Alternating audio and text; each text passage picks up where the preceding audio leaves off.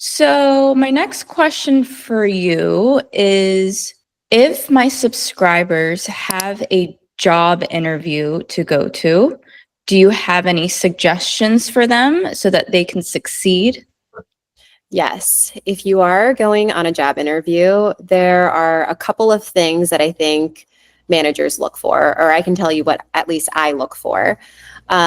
Number one, do you have the skill sets? Do you have the right level of experience that we're looking for the job? If you're meeting with me, the likelihood is that you already have the skills. The second thing that we'll be looking for is, do you want to actually work for the company? I want to know if you want to work there versus you just want a job. And so I think that passion is really important when you're looking to apply for a new job. So just keep that in mind as you're talking to the hiring manager. And then the third thing that I think is really important is also just cultural fit. Are you going to be a good fit with the team that you're going to be a part of? Are you going to be a good fit with, the rest of the organization? And I think that piece is really important, especially if, that company has a great culture that you want to be a part of. And so I would say those are the three key things that I look for. I think it's great that you brought up culture in a workplace because I'm sure my subscribers haven't heard of that word used besides talking about, different nationalities and ethnicities. So that's great that you use that. Did you go to school or did you get a college degree to do what you're doing now? I did get a college degree. I have a double major in Spanish literature and in journalism. And right now, I am actually not doing anything that deals with either of those things. So I manage a team of customer success managers, and I did not think that I would be in this type of role. I've had, almost 15 years of experience, mostly in marketing. And I just recently this year changed what I wanted to do because I was just interested in learning something else. Cool. What is a customer success manager? Yes, a customer success manager is someone who's going to be assigned to a new customer or client or employer that joins our program. And we want them to be really successful in joining our program. So this person will help onboard the client. They will be the quarterback or the face of the client, becoming their, go-to person or their best friend from a business perspective. And then they will help share outcomes and reporting, and then try to just retain the relationship or expand the relationship. Do you feel like you're getting interviewed right now for a A job? little bit. Yeah, I do feel like I'm getting interviewed a little bit, but it's in good practice, right? I think everybody should always be practicing their interviewing skills so that they can get better at it.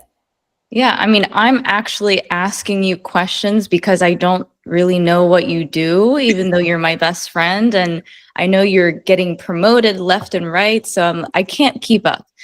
Um, so let's go back to, you said quarterback. Yes. Quarterback could be a new term for a lot of my viewers here. So what is a quarterback? Yes, I would love to describe what a quarterback is. I will tell you maybe two different definitions of quarterback. Bo and my favorite quarterback is Lamar Jackson. That is our number one favorite quarterback. He plays for the Ravens.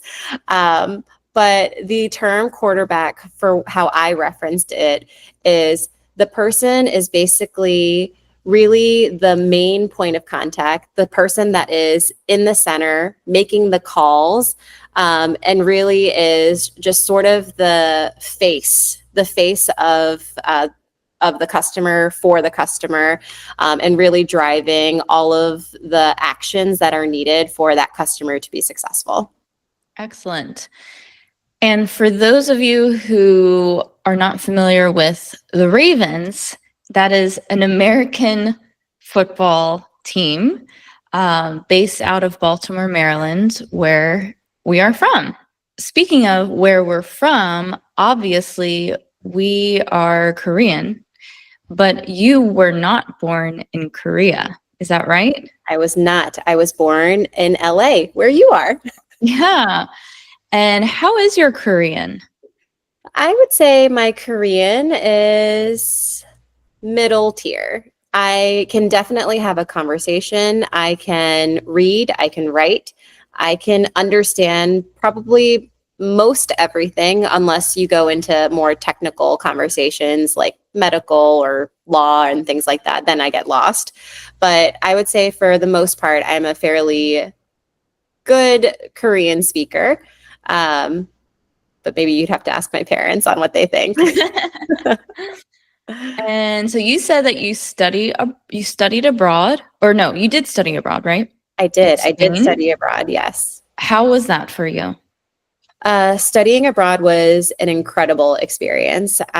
One, was able to travel to so many different countries in Europe. But the most important part that I loved was feeling like I was part of the culture. I lived there. I lived in southern Spain in Sevilla.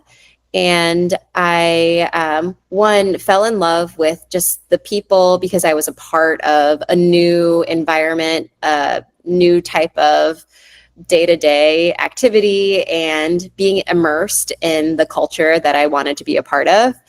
I also felt like I learned so much while I was there. My Spanish got so much better by being in Spain, learning it. I was going to school while I was there as well, but I felt like actually being at restaurants and bars with our friends made my Spanish significantly better than what it was when I got there. That's so great that you had that opportunity. If you were to suggest anything for my subscribers, if they're not able to make it to America or any English speaking country, what would you recommend for them to further their English learning? Yeah, if you can't, go to America or a English speaking country, I would say the best things that you could do are actually watching, television shows that are spoken in English. I felt while I was in Spain when I watched TV, it felt like, oh, I can kind of understand because I'm doing it, regularly now, but I feel like watching TV or YouTube videos like this one will help with that. I would also recommend trying to read books, especially ones that are really popular, like Harry Potter, for example, or any other series that have been really popular. I would absolutely recommend reading those or trying to read them. Even if it feels hard, you'll actually get the grasp of it fairly quickly once you start doing that.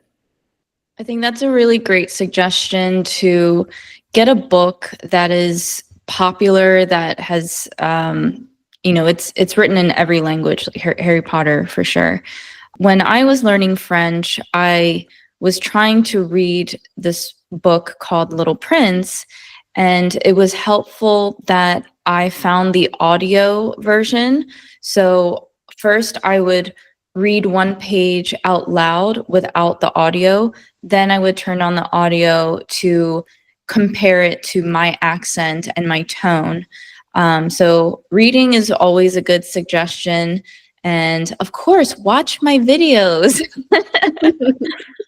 How could someone gain confidence while speaking English to a native English speaker? Yeah, I know that that can feel really scary when you're talking to someone who knows the language inside and out.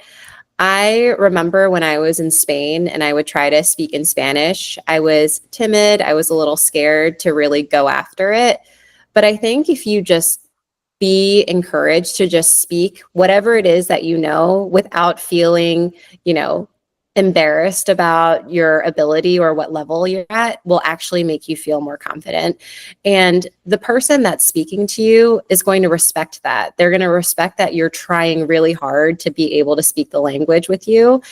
And I also think that you know, they know that you're not a native speaker, and just you attempting to speak, you know, confidently in English will be really impressive, I will say. And I think they would actually even comment and say, hey, I'm so impressed by your English speaking, just because of that, you know, level of confidence that you're alluding to it. I completely agree with you.